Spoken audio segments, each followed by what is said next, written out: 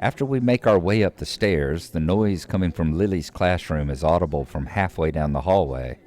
I wasn't expecting such a din at all. Well, I guess we found her, I say. That wasn't hard. Did Hanako come here first, then come to me for backup, I wonder?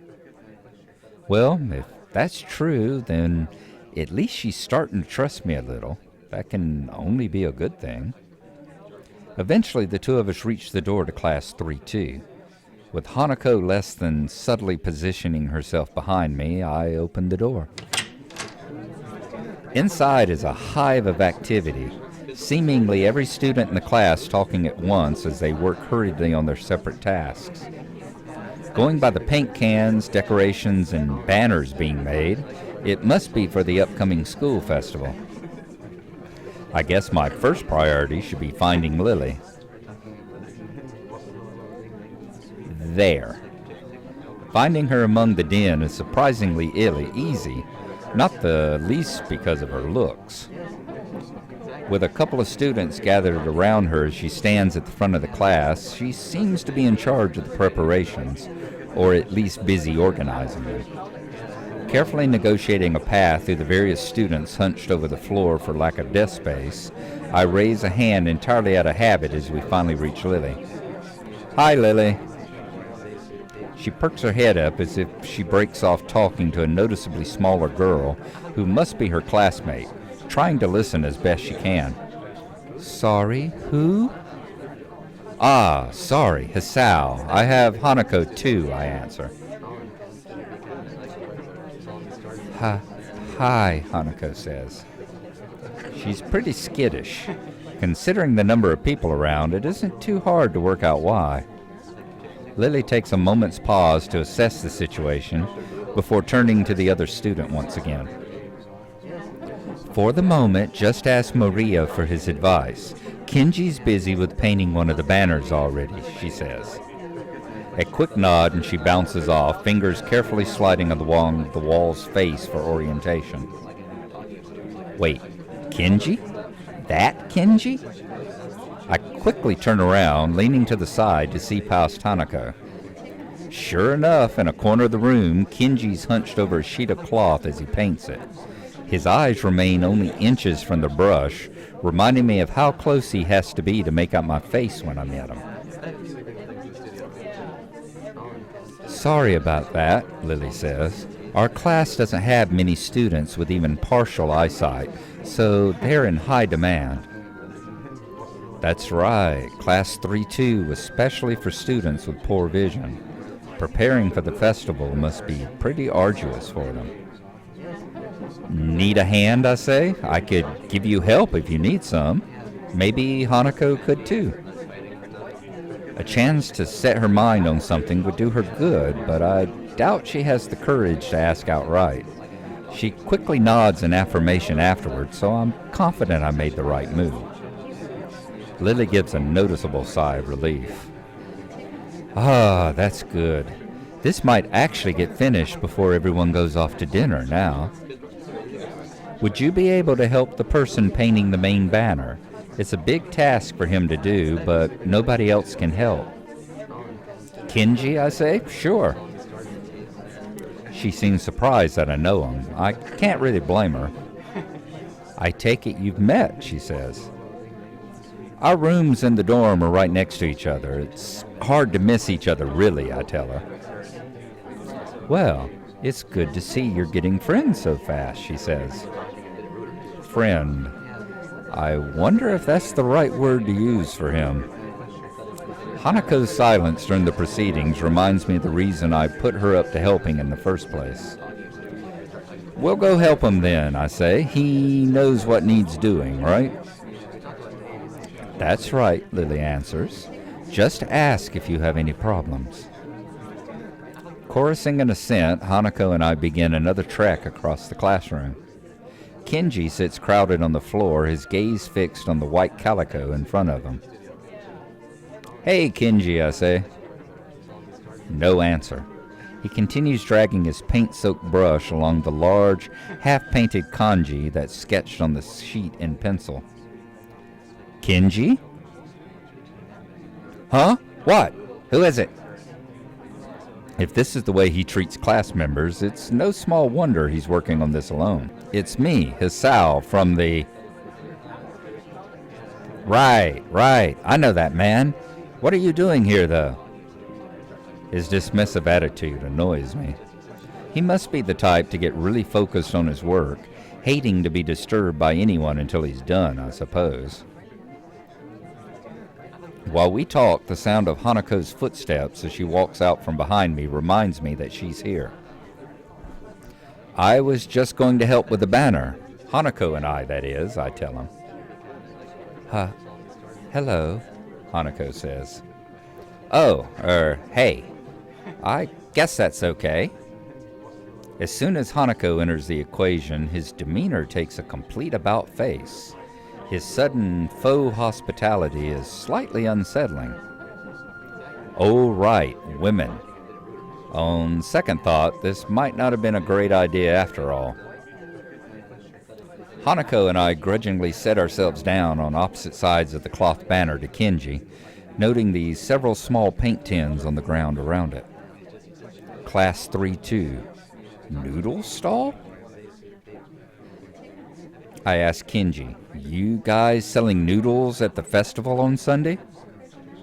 Yeah, some stalls outside, or something. His non-committal nature sparks a fair amount of suspicion on my behalf. The task at hand comes first, though. So, how do you want to split this? We do borders while you do the text, or do you want to switch and do the borders? Text is mine, you do borders. He has surprisingly strong feelings on the topic. As I reach over to grab a brush, I notice Hanako's already debating between colors to use. By the time I've put brush to cloth, she's already started on a delicate pattern. Looks like my idea of taking her mind off everything around her worked.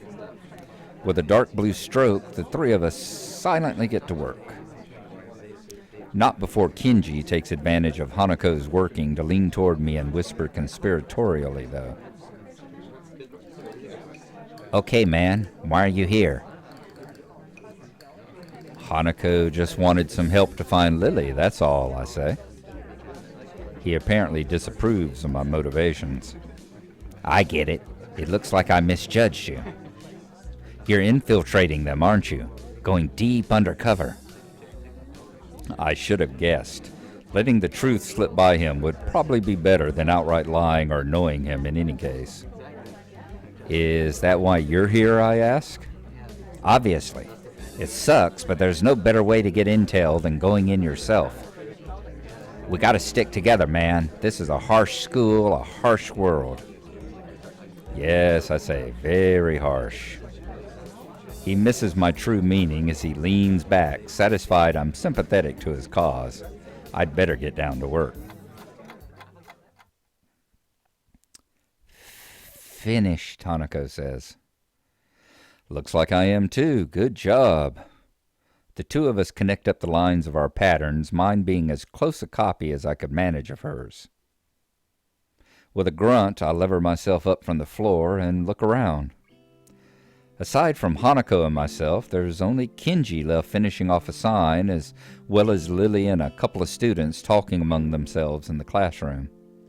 Looking at my watch, it's no surprise, it's getting pretty late. Need a hand, I ask? I offer a hand to Hanako, which she uses to get herself up.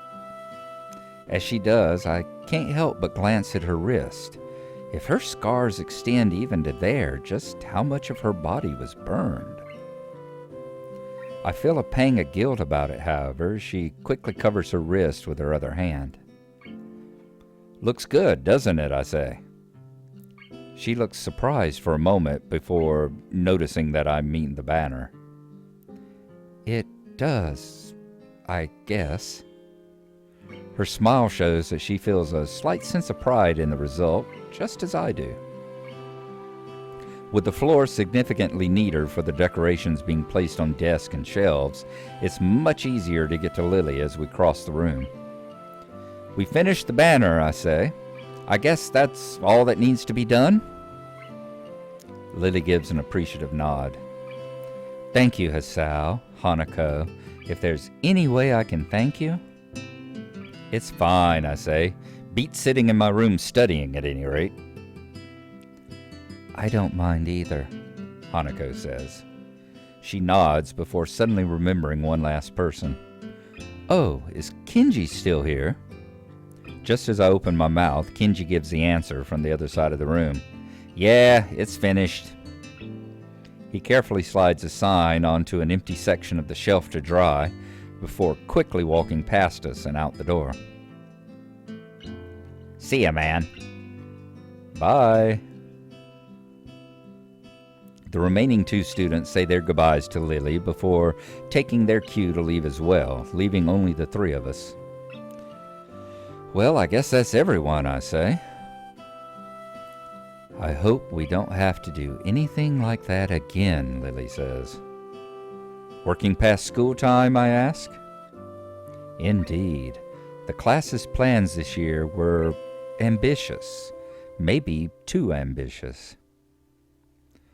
The stalls look nice, though, Hanako says. She's right. It shows that a lot of work's gone into them, I tell Lily. My, I'm sure a lot of us would be glad to hear that. At least now there's not much work to do until the festival itself. It's getting pretty late, Hanako says. Should we go? Lily answers, That's probably a good idea. Are you going back to the dorms as well, Hisao? Yeah, I guess I'll tag along. The nighttime lighting really makes the gardens look quite different. Compared to the usual look of lush greenery, things are much more calm.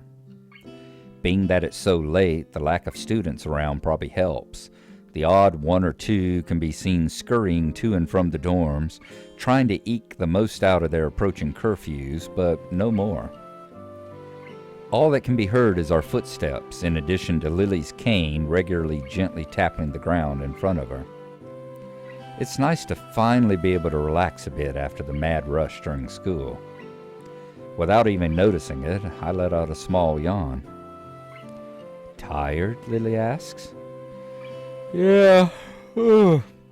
Still getting used to the flow of things, I guess. The, thing with Shizune took me kind of off guard, though. I grit my teeth a little at the candid mention of their rather public spat. That said, I do want to sort out what in the world was behind it. Ah, about that, Lily says. I'm sorry about it being so public. Shizune and I go back some ways. Her voice seems slightly irritated as she remembers Shizune, obviously unwilling to discuss it any further. I glance to Hanako for her views on this, but her expression is, unsurprisingly, evasive and difficult to read. Either way, I guess her apologizing for it is something, even if my curiosity goes unanswered. I'll be glad once the festival is over in any case, she continues.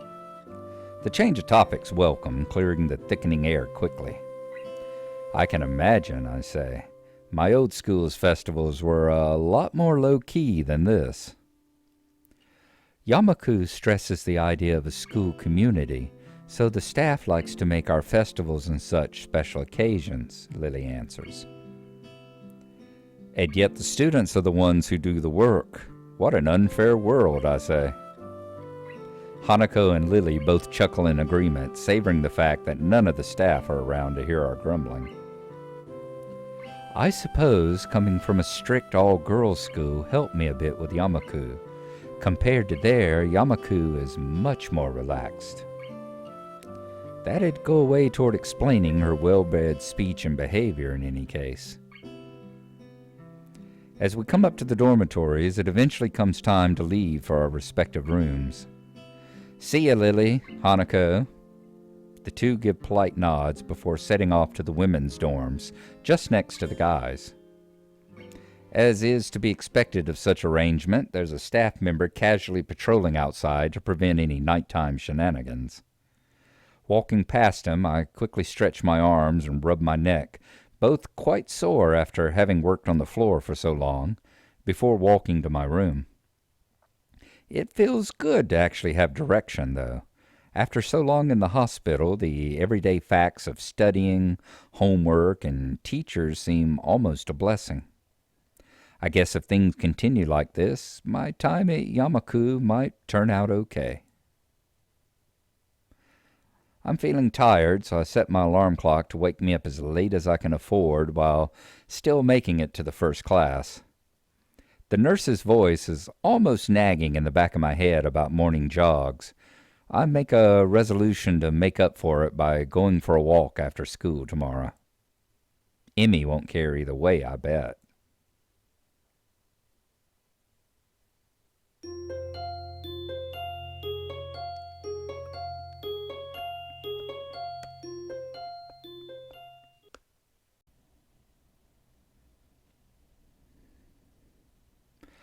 I wake up and take a hot shower. Back in my room, the first thing I see is the familiar row of medication bottles lined up on top of my dresser, and it makes me depressed, as usual. It's annoying. I thought I was okay. I thought I'd made my peace with this thing, gotten over it. But what I really did, I allowed myself to forget that I have a problem. Being here really reminds me of the reality, and trying to fight against it just hurts. Reflecting on it is only going to do so much. I've done this before, for months. It seems like it's time to get over it. If I allow myself to forget that my life is definitely not going to be as long as those of others, I won't get anywhere. My life may be different from others, but it is a life in progress. That's how I'll rationalize it. I down the usual handful of pills, trying to push the sudden dreary feeling out of my head. Then I prepare to head out to class early, as usual. As I step into the hallway, I notice Kenji coming around the hallway corner, stealthily making his way over to his own room with a large bag. As he sneaks past me soundlessly like a ninja hiding in plain sight, I call out to him. "Hey!" He jumps at the sound of my voice. "Oh, hey man, I didn't notice you there. I'm really tired." I think it's more like he didn't see me, but that's not the issue. "Where have you been this early?" I ask. "Shopping?" "Nah, I wasn't shopping. Sometimes I have to visit the math teacher. Yeah, I figured it would be a good idea to find out when the next exam is, since he tells you in advance if you want." "So then, what's in the bag?" "I thought I'd go shopping while I was outside. I need supplies to continue the fight against the vast feminist conspiracy." Okay, I say. "I thought you didn't go outside." "I wear a hat now." I decide not to point out that he is not wearing a hat. An awkward silence settles between us, and then Kenji breaks it by pushing his door open slowly, releasing a creaking sound into the air that only makes the moment seem more awkward. He sets the bag down inside his room and then closes the door. "I'm surprised you went out of your way to find out a test date. Trying to take advantage of an opportunity to study is pretty diligent." "I never study." "Oh." "I just wanted to know when the next test day was. I'm still going to take it, duh. I need to know so I know what day I can afford to skip class. He usually sends out updates on that crap by phone, so I had to step out and check up on it." "And why do you have to go out when you can get it on your phone?" I ask. "I don't carry a phone." "What do you mean you don't carry a phone? You mean you just leave it at home?" "Nah, I don't use phones. I don't have a phone. Phones. I have no phone." "Why don't you have a phone? How can you not have a phone? No phone at all? No phone?" "I just don't like phones. Actually, I'm kind of scared of them. I don't know why. I think it's some kind of repressed trauma. But basically, when I hear a phone, I get nervous. It's my darkest secret." I have two theories on it. Either I have some fear of receiving some undefined, ominous, life-altering doom call, or I was beaten with a phone in the past. Beaten so badly I can't remember it. Beaten in the head, I say. Well, where else could I get beaten up with a phone that would make me unable to remember it? The ass? Unexpectedly logical. I feel very depressed now. Sensing this conversation is more or less over, Kenji opens his door again and prepares to head inside. Yeah, I'm gonna sleep, dude. Have a good one. Class is going to start in like 20 minutes, I say. I already did something today. Too tired to go to school. Hey, you need some lip balm? I accidentally bought 2 because I thought the store had started selling individual AA batteries. Thanks, but no thanks, I say. Whatever, man. He swiftly enters his lair, finally letting me go to the class. For a change, I'm not among the first ones to come to morning class. Instead, almost everyone else seems to be here already. I recognize most of my class by their faces by now, though the names escape me still. Okay, not a whole lot to talk about this episode. No big decisions or anything, just pretty much a continuation of the consequences of the decisions that we have made before. We assist Lilly in them. As you see, we gives us a little peek into what goes on. You know, we're working with Lilly and Hanako and Kenji painting banners for the class 3-2, whereas if we had chosen the previous path, as you saw, we would have been in the student council room hammering stands together with Shizune and Misha. And of course, in the morning, instead of going to the track and running with Emmy on the second day, we've decided to that running is not our thing, and instead we have an encounter with Kenji in the hallway that we didn't have last time. So making the decisions have their downsides as well as their upsides. So we will see how things continue in the next episode.